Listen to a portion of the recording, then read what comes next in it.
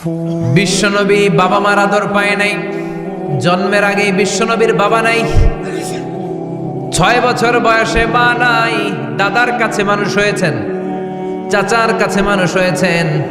বিশ্বনবী হুদাইবিয়ার উমরা যেদিন করতে যাবেন 1400 সাহাবীকে নিয়ে বিশ্বনবী উমরা করার জন্য রওনা হলেন। পথিমধ্যে আবওয়া নামক জায়গার মধ্যে বিশ্বনবীর মায়ের কবর। বিশ্বনবীর মায়ের নাম কি?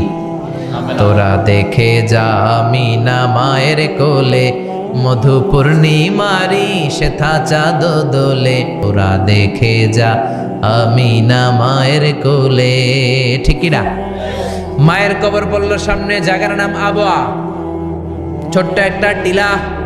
1400 সাহাবীদের দিকে তাকিয়ে বিশ্বনবী বললেন, ও সাহাবারা, এটা আমার মায়ের কবর।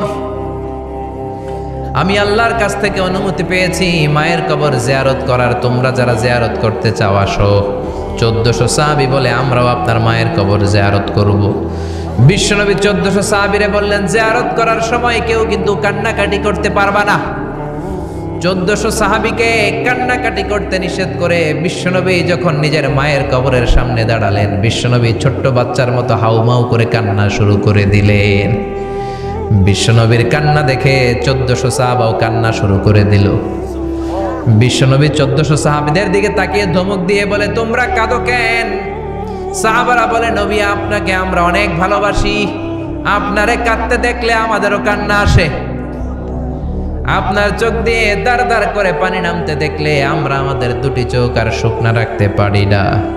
বিশ্বনবী বললেন, আদ্রাকাতনি রাহমাতুহা ফাবাকাইতু। আমার ছোটবেলার স্মৃতি মনে পড়েছে। আমার মা যে আমারে আদর করেছে, ওই স্মৃতিগুলো আমার মনে পড়েছে। আমার মা আমেনা আমারে জাইতুনের তেল মালিশ করে দিত গায়ে। আমার মা আমেনা আমারে জামা পরিয়ে দিত, কোলে নিত, আদর করত, চুমু খেত।